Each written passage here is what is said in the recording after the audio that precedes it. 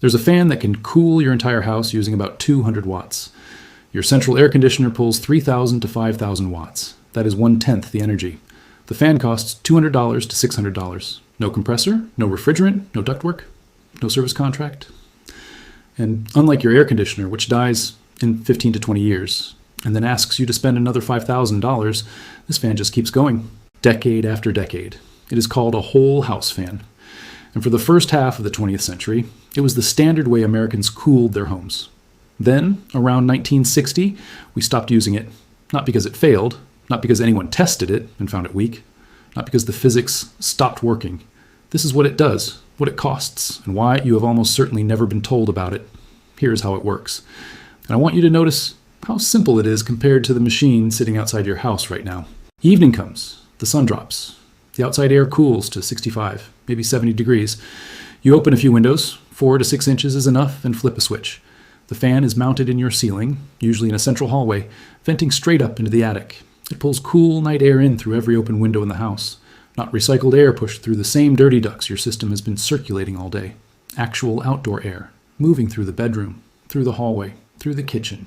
You feel the breeze the moment you turn it on. Not after 15 minutes, the way your air conditioner takes time to drag a warm house back down.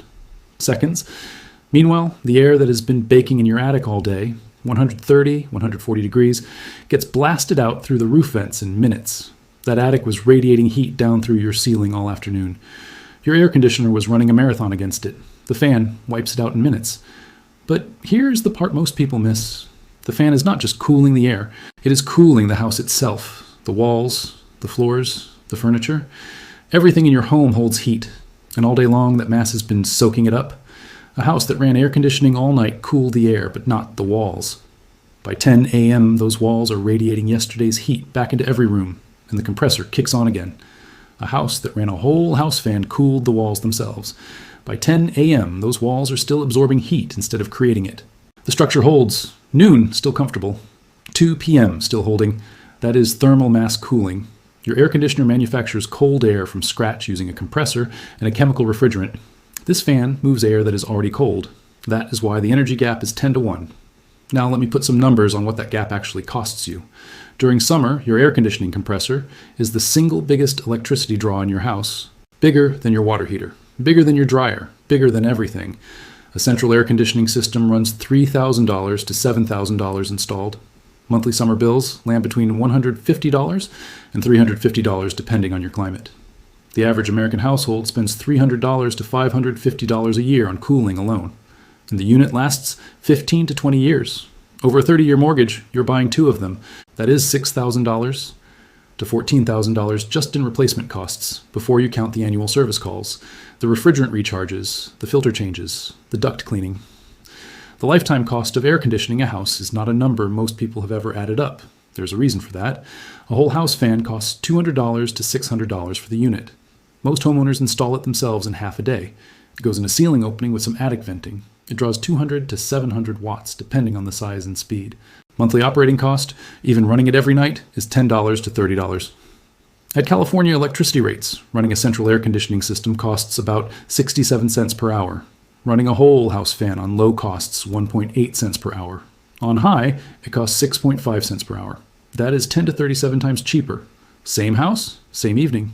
The fan pays for itself in a single cooling season, then it keeps paying you back the next summer, and the one after that. No refrigerant to recharge, no compressor to replace. No 15-year expiration date. With that understood, here is who has actually tested this. Pacific Gas and Electric, PG&E, one of the largest utilities in the United States, states that whole house fans use up to 90% less energy than compressor-based air conditioning. That is not a manufacturer claim, that is the utility company that bills you for the electricity, telling you there's a cheaper way to stay cool. The Florida Solar Energy Center ran a field study on a real occupied home in Cocoa Beach, Florida. Not a lab, not a simulation. A concrete blockhouse in one of the hottest and most humid climates in the country. Researcher Danny Parker measured everything. Thermocouples on the walls, submeters on the air conditioning compressor, data loggers recording every 15 minutes across the entire summer. On moderate days, the whole house fan cut air conditioning energy use by 65%. On the hottest days, it still saved 10%. And on any day where the average temperature stayed below 75 degrees Fahrenheit, the fan handled all the cooling by itself. No air conditioning needed. in Florida. And then there's California. In 2014, the California Energy Commission wrote whole house fans into the building code.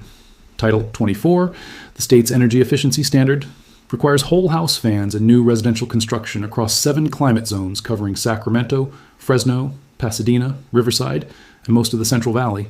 The state looked at the data, looked at the energy savings, and wrote it into law. One state did this. The other 49 have not. That number, 1 state out of 50, stopped me cold because this is not a new technology. It is not an experiment.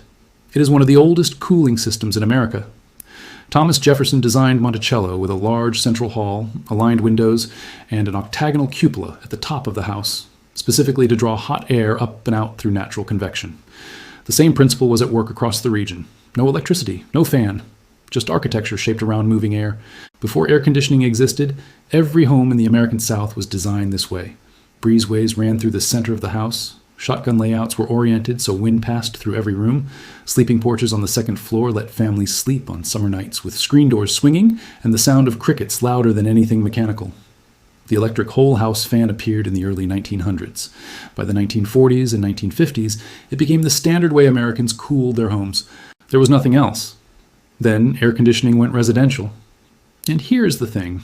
Air conditioning was genuinely impressive. It worked in every climate. It worked at 2 p.m. in August. It did not need you to open windows or close them at the right time. You set a thermostat and forgot about it. The fan could not compete on convenience, so developers stopped installing fans. Contractors stopped mentioning them. Supply chains reorganized around ductwork, compressors, and refrigerant.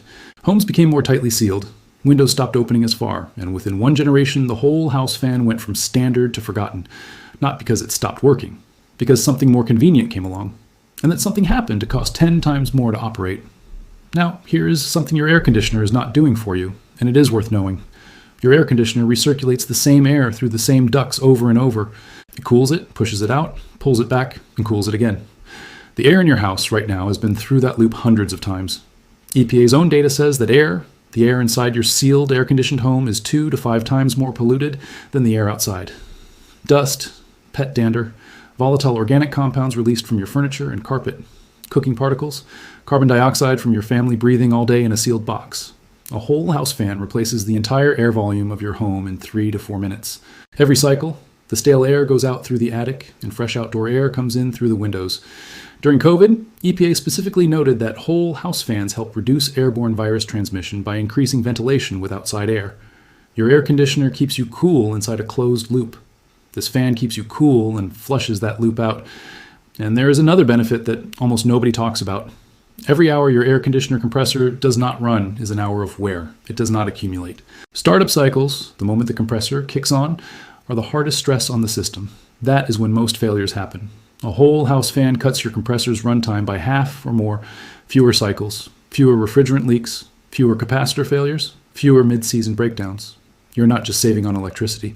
You're adding years to a machine that costs $5,000 to $7,000 to replace. And while the fan is running, it is doing something to your attic that your air conditioner never touches. Your attic sits at 130 to 160 degrees on a summer afternoon. That heat does not just make your house hot. It degrades your roof from underneath. Asphalt shingles being baked from both sides deteriorate faster, lose granules, and become brittle years before their rated lifespan.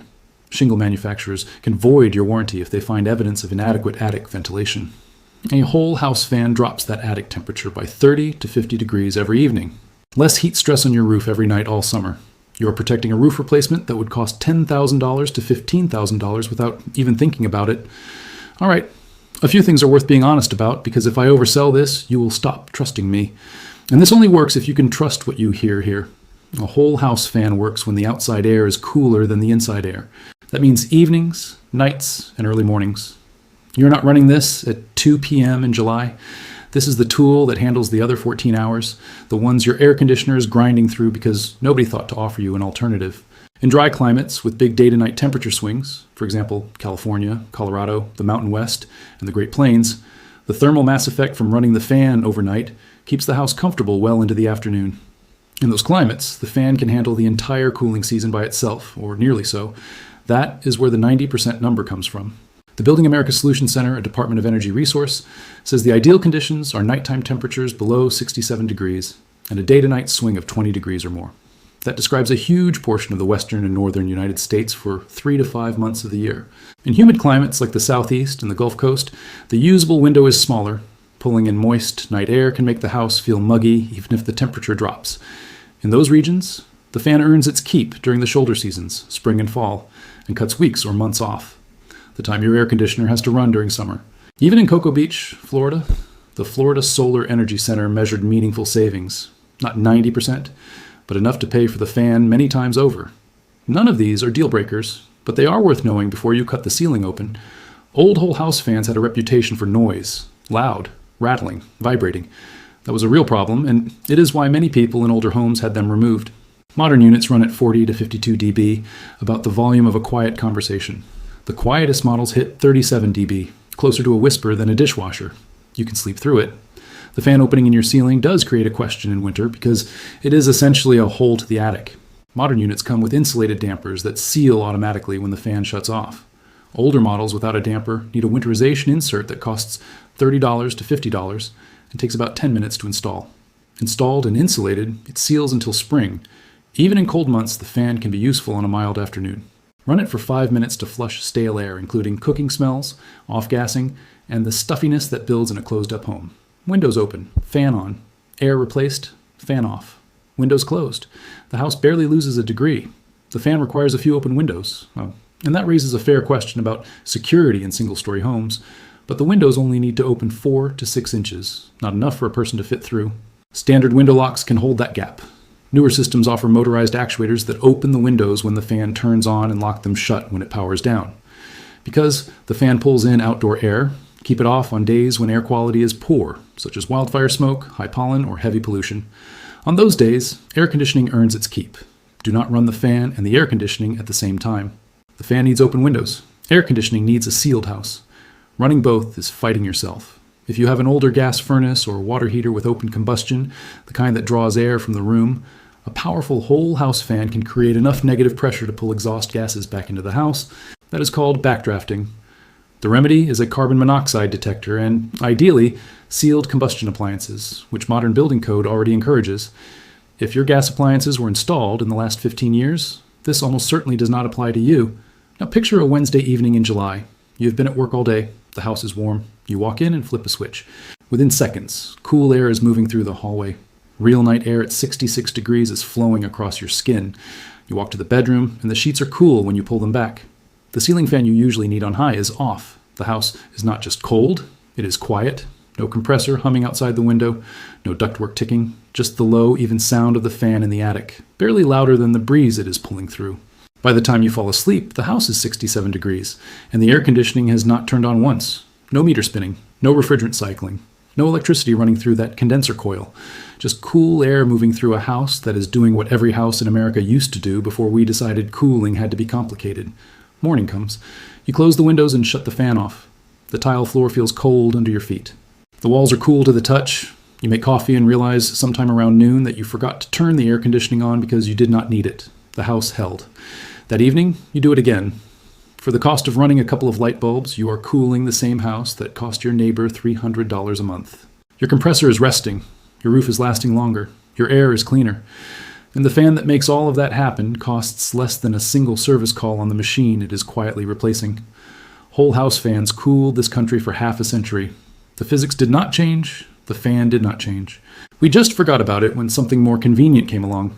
Something that cost 10 times more to run and had to be replaced twice over a mortgage. The data has been sitting in the same studies, the same utility reports, the same building codes for decades. The fan has been sitting on the same shelf for even longer. The only thing that was ever missing was someone telling you it was there. So if the best solutions are not always the newest ones, then maybe the smartest move is not to chase the next expensive machine. Maybe it is to remember the simple one that already worked. Cut.